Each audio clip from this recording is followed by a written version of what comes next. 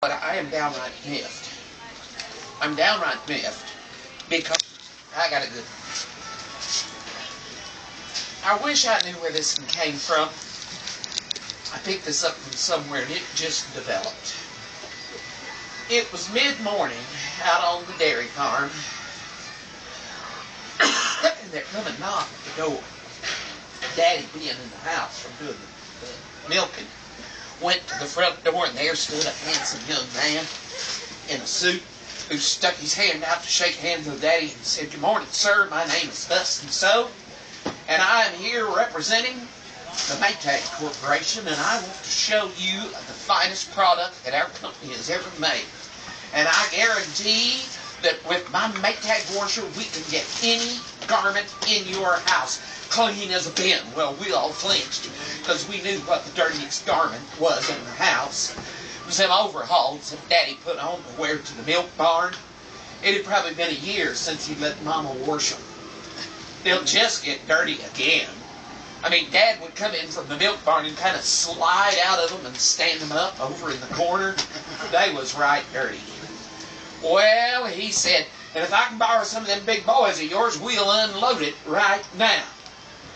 So he went out and he had taken the trunk off of his vehicle, had a little nest made in it that would cradle a Maytag washer with a gasoline engine. So we lifted it out of there, took it up on the front porch. He said, "Well, you boys know the drill, water." So we started getting buckets of cold well water, and we had us the wash boiler put up there on the stove. Mama chunked the stove up good, and we started, "Oh boy, new bristles in the broom." Yeah, it was getting mighty short. It's my dream. So we started dumping water in there, and Mama chunked up the fire, and then we had about 15 or 20 minutes before the water got hot enough there in the wash boiler. So Mama poured the coffee, and us kids had coffee with mostly milk and sugar in it. And we all sat there and drank coffee and milk and ate cookies and listened to that young man, because you see, it don't matter how good a salesman you are. If you don't know all the latest, bless you, Stan. If you don't know all the latest news, gossip, and jokes, you ain't gonna be. I saw that. It's a dandy. I expect this living room to be swept every day now. I am going to start sweeping, yes. So, what? After a while, he went over and he checked the water, and it was steaming good, and he said, "Yeah, that'll do fine. Now we need soap chips." One of the little girls ran and fetched the soap chips that you chipped off the bars of soap, and they got too small to wash with. Dumped a big bait of those in that washer. We poured that hot water into that washer, and the feller said, "Now you start it like this. Now that thing there is called a spark plug. You move this thing over so it ain't touching it. Then you put this little foot thing down, and you just step on it." And he stepped on it once, and it went, but it didn't start. He said, "Sometimes it takes twice." And he stepped on it and went, and it began to run.